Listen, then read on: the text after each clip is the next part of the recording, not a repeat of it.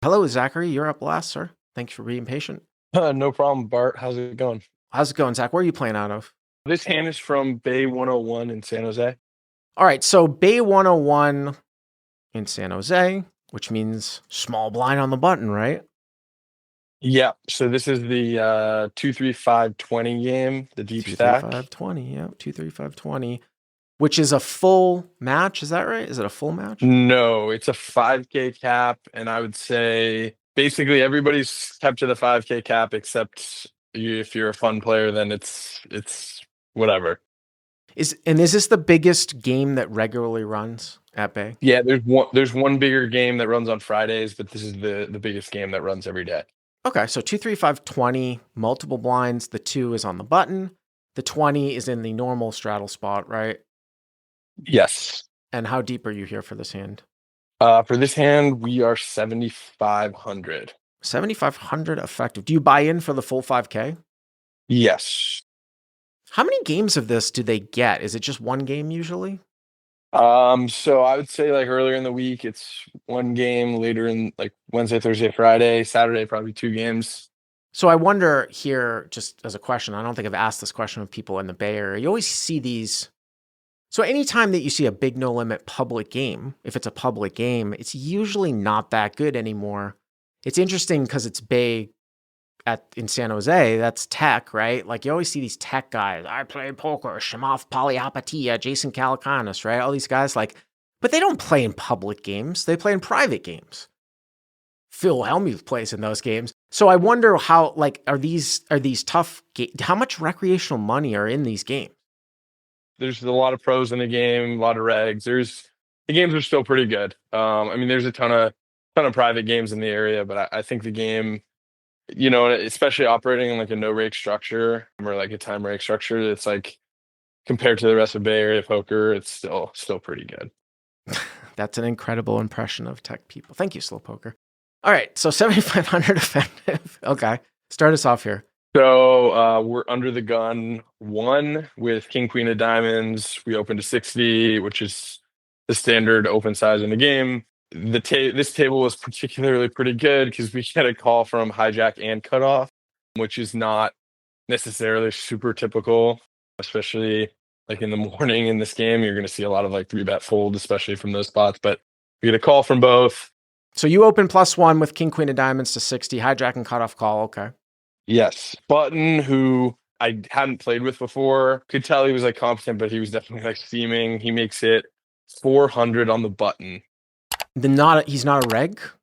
He is. I only play this game probably like 1 or 2 days a week. I play other games, so I just hadn't played with him before. But I think he plays. I mean, he seemed like he knew everybody, so I just hadn't played with him. But so he goes to 400. If you were just to go 4x plus the dead calls, I guess that would be to 360. I mean, it's not like an insanely large 3-bet. It's just funny because you have one of these hands that is sort of like these in-between spots where obviously all these hands benefit from, getting it heads up. It's almost like your hand is too good to fold, but you might not feel comfortable 4-betting. These are usually, I get into these spots with stuff like 9s through sometimes jacks, and then like hands like ace jack of spades, king queen of spades. I suppose you could make a case here for folding because, obviously you'd never fold heads up that the other two guys are in between, but also too, like it might widen his 3-betting range here just because of the fact that there's two guys in, these got two guys in between. So I kind of don't really like folding, but your hand sort of benefits from cleaning up the guys in between. At the same time, he didn't make it. He made it pretty large. So just because you call doesn't necessarily mean the hijack and the cutoff are going to call. yeah, all those thoughts, right? Like I think pretty much all the options are on the table, especially with how deep we are. Like I think all options are reasonable. Like I wouldn't mind like a small 4-bet. I think, in a spot where like the hijack and the cutoff are just never going to be back 4-betting in this game, like calling is sometimes, yeah, I think it's fine, especially they're going to be folding a lot. Fold is probably fine too against like 400, right? Like we're going to be out of position and just kind of like in a world of hurt in a lot of spots. So I think all are fine. I end up calling. I mean, I'm not scared of a guy back like 4-betting. It's just an issue of if they call, it's just harder for you to realize. If the guy's in between call, it's hard for you to realize. All right, so hero calls. Okay. Yeah, and the hijack and cutoff both fold, so now we're heads up out of position. So that's good for you. Yes, good for us. The flop is 3-3 deuce, and it's heart, diamond, club, so rainbow. 3 of hearts, 3 of diamonds, deuce of clubs. And again, when you defended here to the 400, 800, 920, it's possible like right around 950, right? Going to the flop. Yeah, not 950 is what I have. All right, so 950 going to the flop, 3 of hearts, 3 of diamonds, deuce of clubs. This is interesting because you've got king, queen of diamonds, right? So you don't beat ace high, but it's such a low paired board. I feel like with a backdoor diamond draw, if he were to bet something like, say, 20, 25%, if he takes any type of really small sizing, I think you probably have to do some defending. Now, if he starts, if he bets like 2/3, you I assume just fold out. Yeah, so I mean, obviously we're checking in flow here. Right. I don't think like we're ever leading this flop really. Yeah. And he like snap checks back. So now I'm like, that's kind of weird, right? Like no thought, just a check back. Because I mean, you would think that this board is almost bet like almost close to 100%, right? I mean, I would think so. I mean, if I'm the 3-better, I would have a hard time checking back this board. But he snap checks it back. So okay. Interesting. So what's the turn?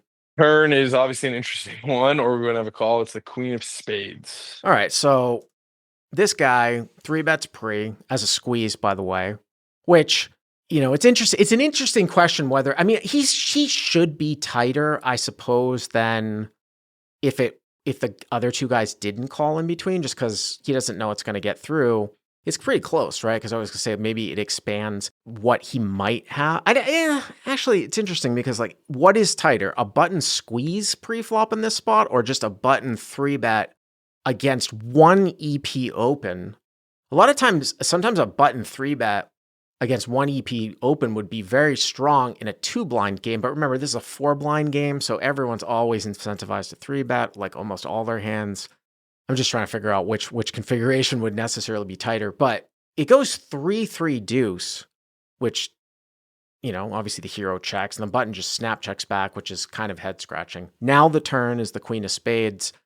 I mean, I would think off the cuff here, you just play this as a bluff catching type of thing, right? I mean, it's a check, and then, you want him to represent high cards with the lead. Yeah, so I checked again, but now he goes 500. So a little over half pot. So button bet to 500. And it seems like you've got a square call here, I would assume. Yeah, very easy call. Rainbow board. There's not, we're just going to evaluate on the river.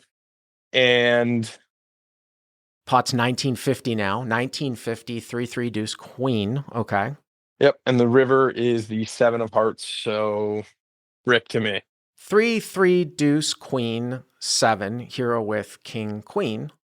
Yep. And we check, and the villain thinks now, right? Like, so flop was a snap check, turn was a 10 to 15 second bet, and now this is, I'm always looking to pick up on stuff. This is probably a 30 to 45 second decision for him, and he goes 2,300. He picks up 2 1K chips and then $300 chips and goes 2,300. If you can see me here, Zachary, I gave a pretty disgusted look, like, I don't like it. I don't like the spot. So he goes over the size of the pot here for 2,300. I mean, there's a couple reasons, like off the cuff, why I don't. Even though in theory, maybe it's more. I don't know. Sometimes it's more of a call than I'm thinking. But the reason why I don't like this is normally, if somebody wants to start a bluff, they would have started a little bit earlier. It's a type of board where it's already head scratching the fact that he checked back on the flop. So for him to actually have nothing and check back on the flop and then try to run like a double, sort of a delayed double barrel bluff is not the most common line, right? Like he had Absolutely. I don't know what does. I mean, off the cuff, it's so many things get better here on the flop, but he bets, he checks back something. I don't know, Jack 10 of diamonds with a backdoor or something like that, because he didn't want to get check raised on the flop or something like that. And then checks that back on the flop, now bets the turn, you call, and now on the river, bets 2,300. I just think it's a lot more likely that he has like aces. You know what I mean? I mean, I know you block pocket queens, but it's just, that's, Right. We block queen, yeah, queen, but like we don't block aces at all, right? Like if I yeah. had ace queen here, I think I would feel a lot better about the situation. Like having king queen, just kind of like he's not going to be checking back kings at the same frequency as he's going to check back aces. He, with how deep we are, like he probably shouldn't really check back aces anyway. But The one thing that I will say is that, and I've brought this up, even though I don't think I've actually seen it in print anywhere. So if you specifically have aces on a board like this, like say he's got aces, right? Because you have aces exactly on a board like this, your opponent has less ace high. So he's not going to have as many sort of light-ish calls. But that actually is a reason to actually bet more on the larger side with aces. Because, so for example, if you had kings and you wanted to try to get some value from like ace highs, plus you block ace king, you could make a case for taking a different sizing on flop with kings because you want to get the ace high calls versus aces where your opponent is less likely to have ace high, and then he's just either going to fold out or he has pairs that will always continue. The check back here on the flop, he doesn't really need to necessarily protect against anything. Again, it's just like one of these ones where I think you'd almost need to find a hand that sometimes, for whatever reason, doesn't c-bet that has a backdoor. A lot of times in these situations, the very, very small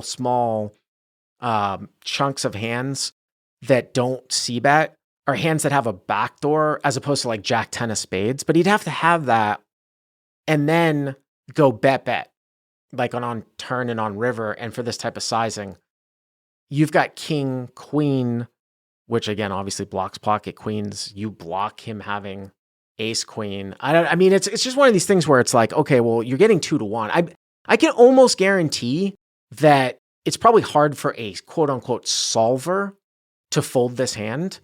But then again, like if the c-betting frequency of the in position player is like 99.9%, I don't know how much like relevant info you get from that output, right? yeah, I mean, all this is going through my head, right? Like some of his checkbacks are going to be hands that contain like two Broadway cards, Jack 10. Obviously, we have king queens, so like queen peels on the turn. I don't know what combos that contain a queen there, but like I think he's gonna just like be betting his ace king, and I don't think he's gonna be checking his ace king and then all of a sudden turning it into a double barrel bluff on the turn. So like trying to find the bluffs without showdown value, right? Like ace king has some showdown value here in some spots. So like I don't think he's just gonna be taking that to the streets. I thought about this one for a long time, and like it's just it's a weird hand. The snap check back, all of it. I mean, sometimes when it doesn't make sense, you throw in the call. I mean, it's a pretty large exploit to fold off, I would say, too. But that doesn't mean that it's wrong to fold off. It could be correct. I'm just saying it's a fairly large like live population exploit is what I would say. That this is a rarely bluffed line in live poker. Now, I mean, if this is the biggest game in the Bay Area, the biggest public game in the Bay Area, this guy's a reg. I mean, he might not fall into that. He might be better than that. In which case you might say, I have to call down here because I'm at basically like the top of my range, right? Like if I can't put anything else in, I'm at the top of my range, and especially too, like you have to understand that one other thing that you have to realize that we actually washed over that actually the more and more I think of it, the more I might actually not make this exploit and call is that there is something else to this hand, which is you don't have aces, kings, and probably pocket queens, right? Because of preflop. We talked about how you should be probably expanding, or you should be expanding your 4-betting range here because there's people in between. So even though when people use this word capped too much, this is actually a spot where it's probably prudent to use. You're kind of capped by preflop. because you would be four betting a bunch of hands. I would never have queens. Right. Like 0% chance. Right. And or kings and aces, right? Right. Yeah. Never. Yeah. I mean, So those probably hands have, I'm going to four bet. Yeah, you'd probably have more kings and aces if it was just heads up, right? If it just went open raise Yes, call. Absolutely. The best hand I have here is ace queen, I think. Right. Or maybe, no, I don't even think I can ever have like ace three suited. Like it's probably just too wide. So yeah, Right. the best hand I ever have here is probably ace queen. Right. So I mean, from an MDF perspective, if he's betting just over half the size of the pot. Just over a pot size bet, right? So like he needs to be good here. Like his bluff needs to work like 55% of the time, right? Because he's betting over the size of the pot, which means from an MDF perspective, if you're just looking at it, you need to defend down with like 45% of the hands that you arrive here with. But it's so defined by the fact that you four bet off all the good hands pre because of these guys in between. I can't imagine how king queen doesn't fall into that 45%. So this is what I'm talking about. It's a large exploit to fold. I think talking this one through, like I sent this to a bunch of people and like a lot have said the same. Like if you're not going to call with king queen here, like what are you going to call with? Yeah. But at the same time, like just a lot. I just didn't like what happened in the hand. The snap check back on the flop really like just like melted my brain. I'm like, wow, like that's just weird. This guy's not the type to be like just. It was just that part. So I ended up folding. And did you get a reveal? At first he's like ace king, and like he flashes. He picks up his cards. This is a kind of a big tell to me. Is he picks up his cards and doesn't look at either one and just flashes the bottom card, and it's the ace of hearts. And then like an hour later, he's like, no, I actually had aces. So I don't know, right? Like, people can say whatever they want, right? Like he's claiming ace king and then he's claiming aces.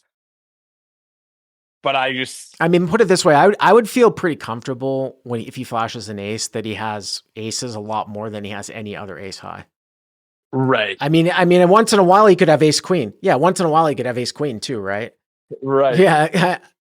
I felt okay with it. I mean, it was one of those spots where I was like, you know what? If you bluff me in this spot, like, good for you. Your line is you're just a sicko, and like sometimes you have to lose. Chat saying everyone in the chat saying he had aces. He had aces. So I don't know. I think I'm happy with the fold. Like it's been I don't know, like maybe 3 weeks since this hand, but interesting one. All right. Thank you very much for the call, Zach. I appreciate it.